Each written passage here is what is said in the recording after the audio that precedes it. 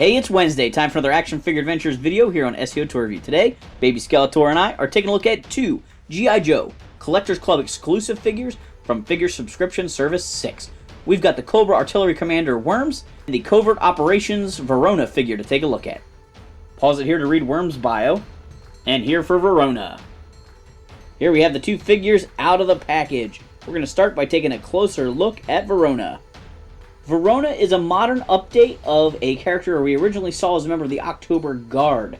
I usually pronounce her name Diana, but I think it's really Dana or Dina, depending on how, I'm not sure how Russian people pronounce it. I think Diana would be D-I-A-N instead of D-A-I-N.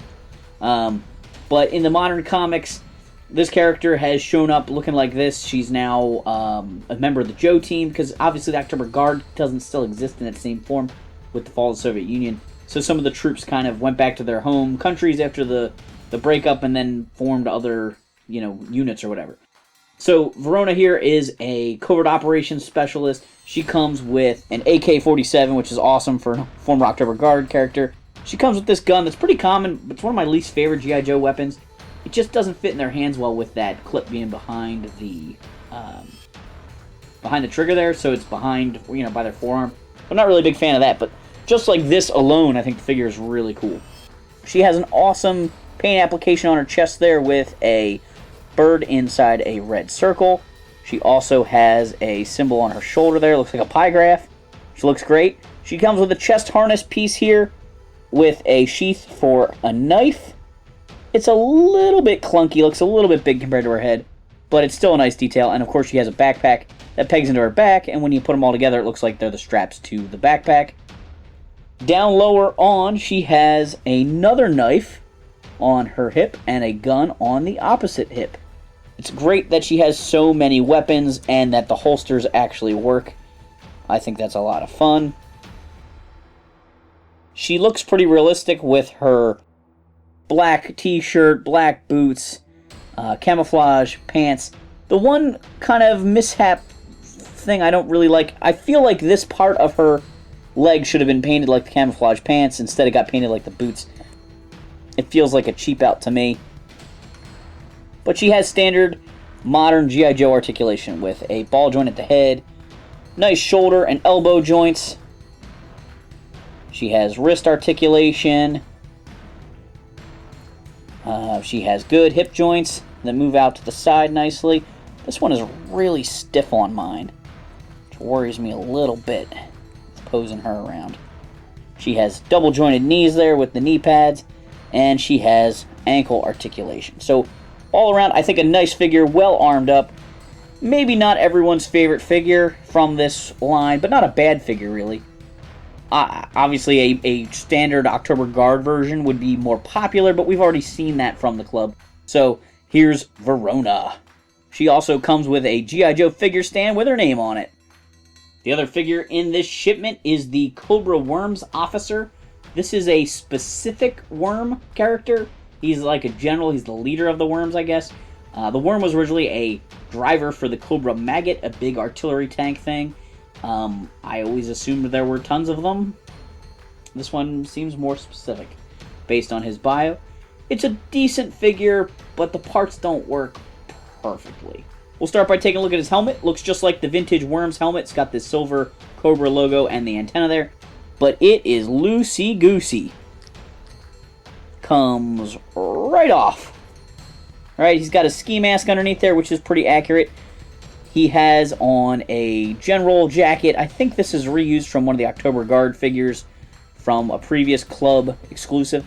It doesn't quite fit perfectly. It just looks a little too puffy around those shoulders for my liking. And then, of course, down at the hips, it blocks articulation. So it looks good. It looks the part, but it does hurt this figure a fair amount.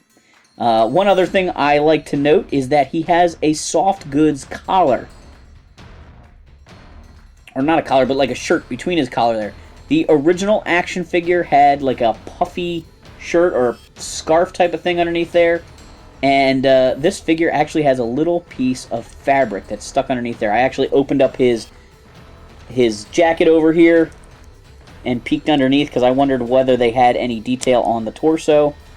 And I could see the little piece of fabric in there that's making up his piece. It's kind of like a dickie, the fake turtlenecks, which I think is pretty funny. Yeah, so he has good shoulder articulation. The jacket does not get in the way at all because the armholes seem awfully big for him. He's got elbow joints. He's got the swivel at the elbow. He's got swivels at the wrists. And a bend there. I found that this hand is a little too wide to hold most of his accessories. This hand over here grips his gun very nicely. I like this little pistol they included. He also has a little computer monitor device, which I couldn't get him to hold in this hand. I didn't even try it in this hand yet, but this hand is much smaller. It grips much nicer. Yep, that works well. And he comes with this missile, so I guess you can pretend he's calling the airstrike from the maggot from far away. His accessories aren't the best, but he is a vehicle driver, so he doesn't really need a lot. I would have been happy with the gun, probably, the gun and the helmet. But, you know, they added a few other little things just to make it fun. So, down at the hips, his jacket definitely gets in the way of him moving around. He does have the pants that flare out on the sides, like that original figure. Again, these are probably October guard parts. I also noticed that there's little pins here. So I don't know if there was an accessory or belts, you know, maybe like belts that originally plugged in there. He doesn't have anything that plugs in there. It would have been great if the computer screen could attach there or something like that. But, you know, they're just reusing parts, so nothing fits in there. He's got the tall boots there, double jointed knees. He has articulation at the ankle that works really well. And I think he looks good from a distance. You know, you can just stand him on the shelf there in the background or put him in your maggot. But if you try and play with him much, the lack of articulation and the loose helmet kind of spoils some of the fun. The Cobra WORMS Officer comes with a figure stand with his name on it. If you had asked me back when I was signing up for the subscription which one of these figures was I more excited for sure it was the WORMS. Verona, she's okay.